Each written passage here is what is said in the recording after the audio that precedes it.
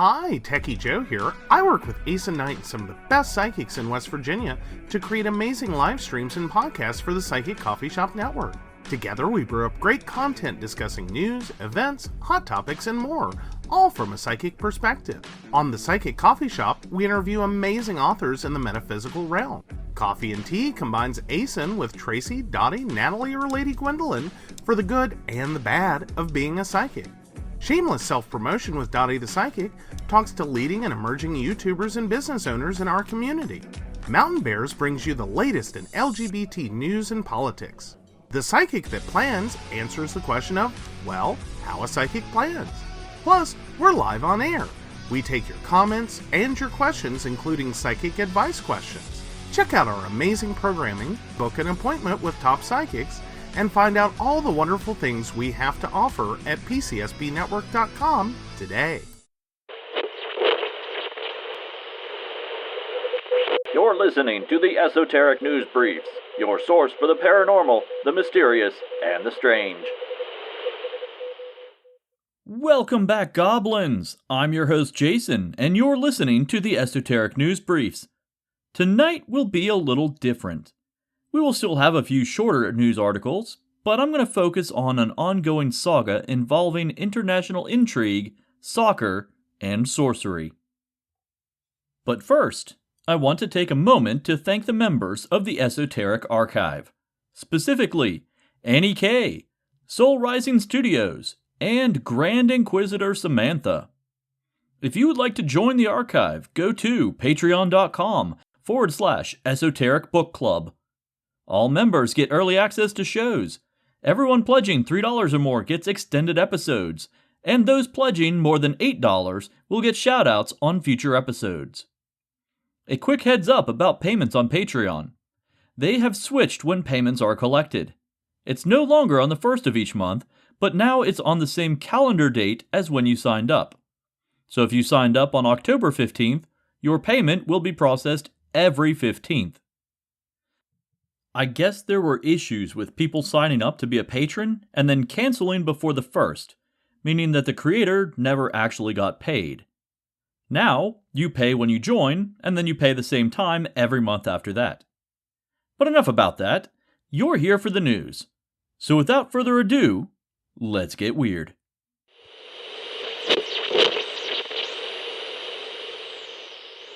For most people, finding a diamond would be an incredible, once-in-a-lifetime experience. Finding diamonds inside of a meteorite would be exponentially more so. The Canyon Diablo meteorite takes those unfathomable odds and says, "Hold my beer." This unique meteorite doesn't have normal diamonds formed with carbon cubes. It has diamonds whose carbon atoms form hexagons. These hexagonal diamonds are known as lonstolite and have been replicated in a controlled setting. By controlled setting, I mean that scientists smashed graphite discs into a solid wall at 15,000 miles per hour using gunpowder and compressed air. These diamonds, otherwise, only form when an asteroid smashes into a planetary body. But wait, there's more.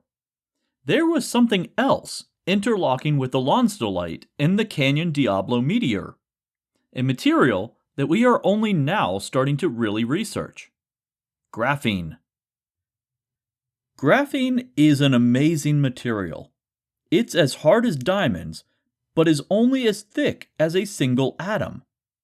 It is composed of carbon atoms, but a sheet of the stuff is still transparent.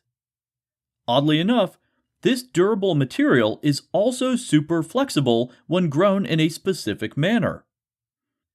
Graphene is pretty impressive on its own, but why is this important in relation to lonstolite and the Canyon Diablo meteor? This is the first time that we have found naturally occurring graphene, and because it is in conjunction with lonstolite, it gives us a clue to its formation. That means that we are one step closer to being able to replicate it in a lab setting. If we can do that, it could project us into a whole new level of technology. How big of a technological leap could this be? Well, graphene isn't just super light and virtually indestructible. It also holds a charge. And it recharges super fast. This material could create a technological shift on par with the changeover from the industrial age into the atomic age. On a small scale, it would impact the durability and efficiency of every object that we use daily. On a larger scale, this is potentially something that could give us a massive boost towards safe and efficient space travel. That's right. These tiny hexagonal-shaped carbon formations will be what takes mankind to the stars.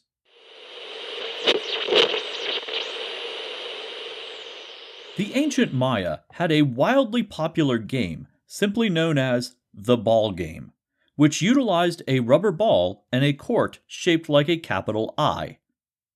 In 2020, a crypt was discovered beneath the Temple of the Sun in Chiapas, Mexico. Within that crypt were over 400 vessels containing ash, charcoal, and natural rubber. All of the materials needed to make vulcanized rubber. This is where archaeologists took a bit of a logical leap. Because depictions within the tomb show two high-ranking officials, it is presumed that the ashes are the cremated remains, and that these remains were meant to be used in the creation of rubber balls used in the ball game. The general idea may not be too much of a leap, considering that there are sculptures showing prisoners within balls being tossed about, suggesting that human remains may have been used in their creation. While human ashes may have been used for this purpose, and it totally fits within the Mayan zeitgeist, it is unlikely that celebrity ashes would have been used for something like that. Then again, maybe special balls were made for the Mayan equivalent of the World Cup. Who knows? Until the vessels are examined further, the potential identification of the ashes is still up for speculation.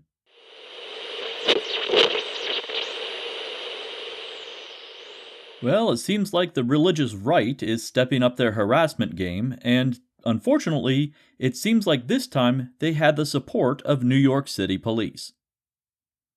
Witchfest USA, a street fair held by Star Ravenhawk of the New York Wiccan Family Temple, was invaded by about 30 evangelists this year. The protesters didn't just have picket signs and megaphones. No, this year they brought microphones and portable amplifiers with them. Their ruckus caused several vendors to leave due to feeling unsafe, and multiple workshops were canceled due to the noise. Protesters began on a street corner, but eventually wandered throughout the event itself, harassing vendors, guests, and attendees alike.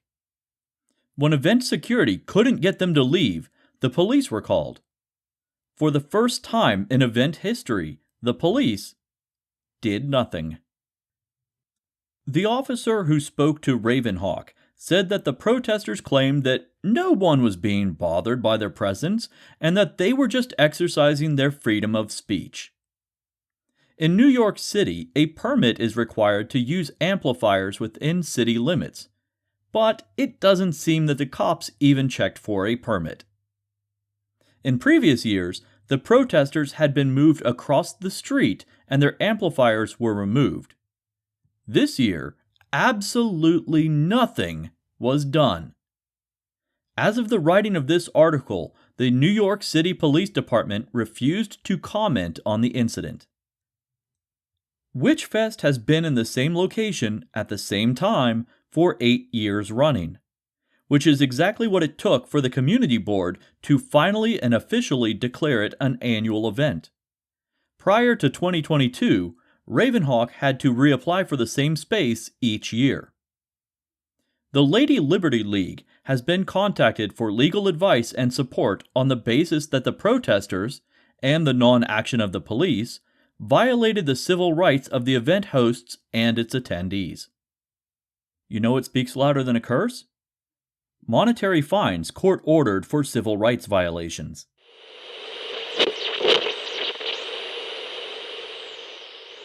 Popular culture has us believe that the only way to stop a vampire is with a stake through the heart, or sunlight, or holy water, or sometimes silver.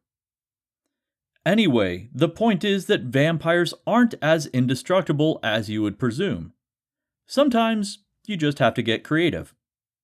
Recently, an archaeological find in Poland suggested just that scenario. Some peasant farmers, concerned about the living dead, took measures to prevent one of their own from returning from the grave, using materials that they had on hand: a padlock and a sickle. The padlock is a little confusing, and it may have more symbolic meaning than anything else, since it was placed around the deceased woman's big toe. Yeah, I have no idea. It would certainly make it more difficult to walk if she rose from the grave, but it would be more of an annoyance than anything else. Professor Polinsky from Nicholas Copernicus University says that it symbolizes, quote, the closing of a stage and the impossibility of returning. I think that might be a bit of a stretch, but there have been equally strange burial rites, so a padlocked big toe? It's not really that odd. Clearly, the villagers didn't think that a padlock alone would be enough to stymie a vampire, so they did something a bit more practical. They placed a sickle blade against the person's throat and buried her in place like that. It honestly makes perfect sense if you ask me. What do you do when you wake up in the morning? You sit up in bed, right? So, a newly formed, unwitting vampire would attempt to sit up in her grave and, BAM! Decapitated. I can totally envision a funeral taking place in 17th century Poland, where a wizened elder of the town hobbles up to the gravesite and dispenses their wisdom. The only way to prevent a vampire is a padlock around their big toe. The villagers give each other the side eye and just kind of shrug, and they go along with it. But one person approaches with a sickle and says, let's place this here in case the padlock thing doesn't work. There's a bunch of brief nods of approval, and the burial proceeds. All joking aside, this is something that was really excavated in 2022, further proving that the past was far stranger than we ever imagined.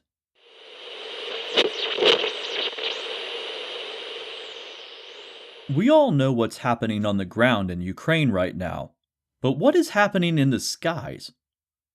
According to the Kyiv Main Astronomical Observatory, there has been a, quote, excessive amount of UFOs. Let that sink in a moment. An excessive amount. That implies that there is a normal, acceptable quantity of UFOs in Ukrainian skies. These aren't just reports from random citizens either. These are recorded and observed reports from people actively studying the phenomena at various observatories. The observed objects are classified into two groups: cosmics and phantoms. Phantoms are dark objects, basically what you would expect to see from a physical object with a shadow cast from the sun. Cosmics, conversely, are self-illuminating objects that are brighter than the background of the sky. The US military quietly suggested that a majority of these objects are probably just advanced drones being used by Russia or China. Then again, the US government also just added an amendment to the Senate budget report that said more time and effort needs to be spent on UFOs that are not man-made because, quote, the threat of UFOs was growing exponentially, end quote. So while some of the sightings in Ukrainian skies may be man-made objects, the rest are, in the literal definition of the word, alien.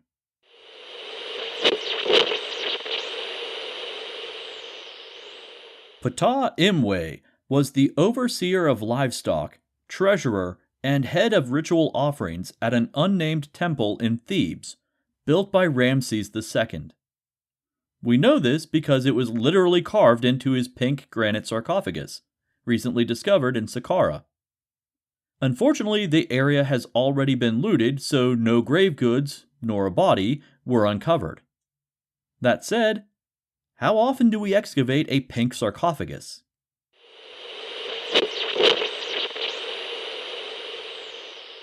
The ancient Maya are best known for two things: beautiful megalithic ritual complexes, and horribly gruesome sacrifices of living victims.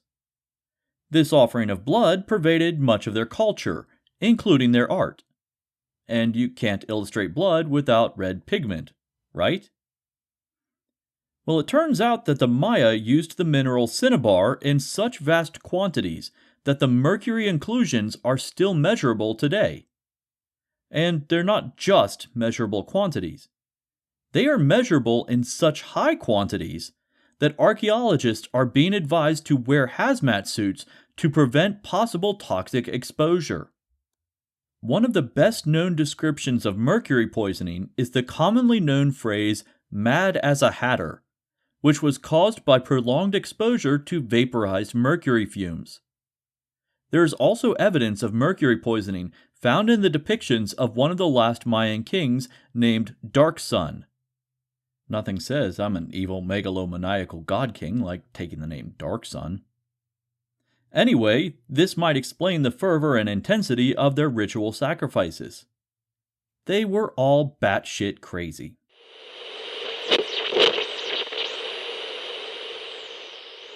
And now for the main event.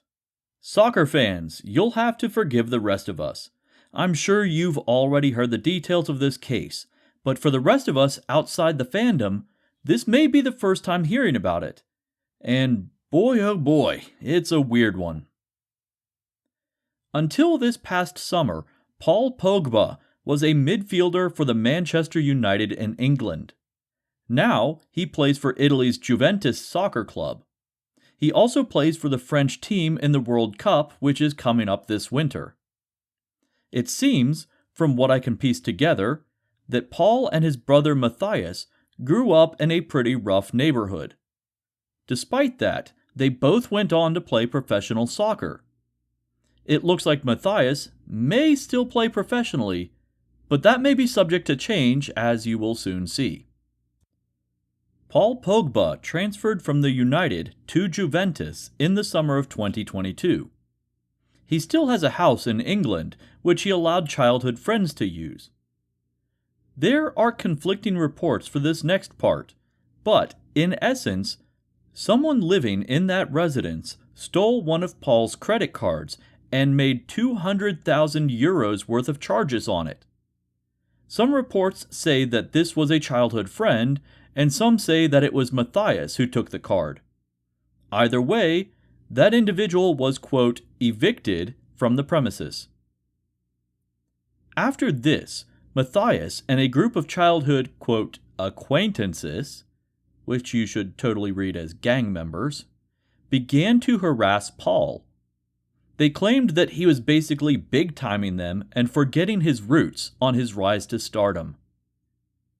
As an aside, one of Paul's former teammates from Manchester United briefly lived in the vacant England home, and it was reported that he had diamond-encrusted stairs. I suppose when you have diamond-encrusted structural elements in your house, it's pretty easy to lose touch with your roots. As I was saying, Paul was forgetting his former friends, aka he wasn't giving them any money. So, they hatched a plan to make him give them money.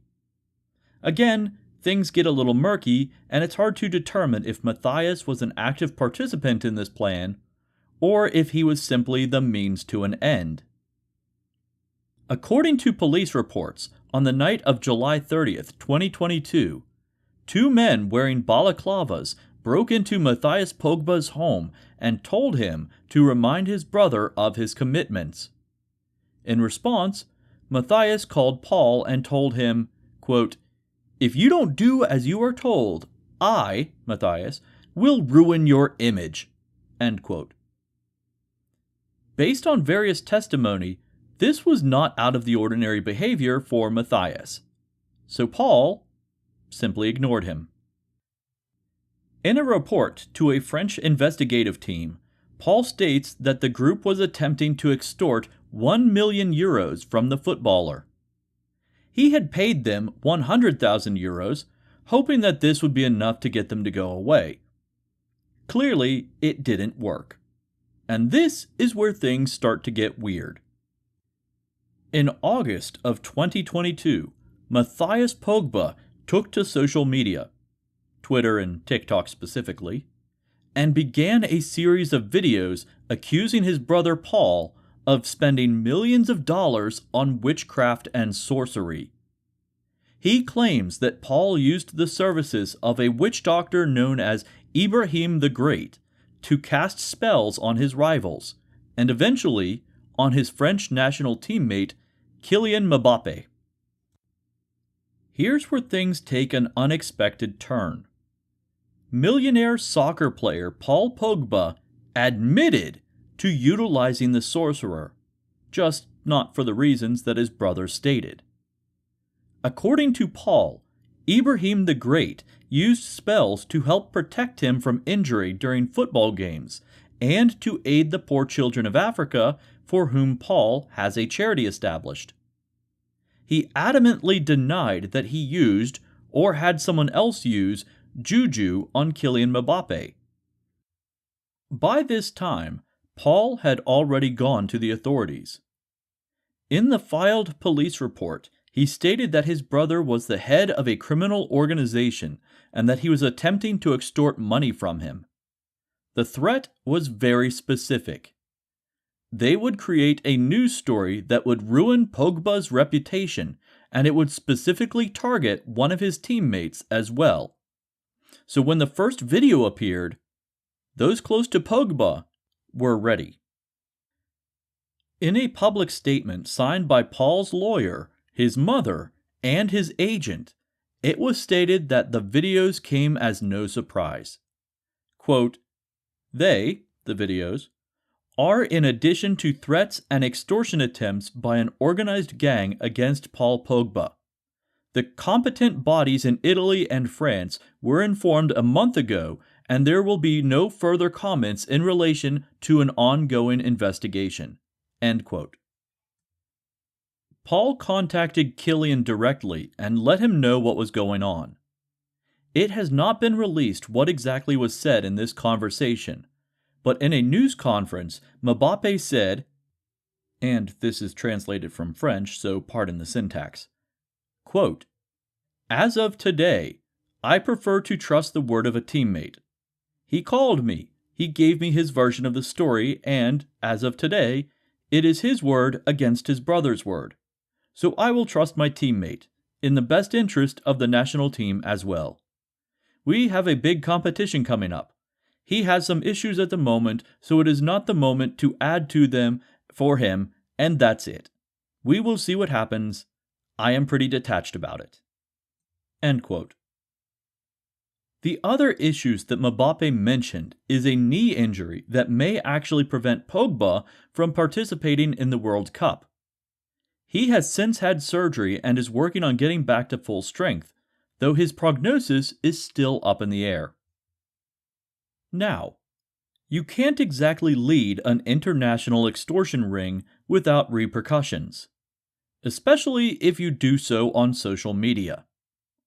Matthias Pogba is now in custody, and 4 other individuals are under active investigation for their roles in the activity. Matthias seems to have predicted this, though.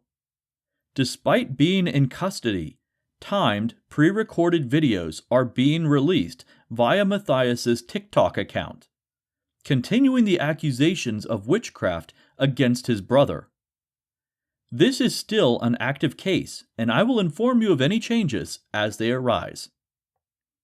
In closing, the Indian Express had an opening line to one of their editorials that seems to sum up the whole situation quite well.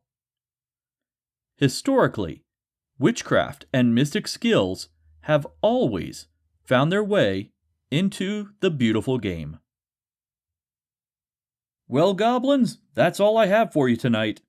Archive members, stick around. I've got a few more articles for you. For the rest of you, until next time, remember, stay weird.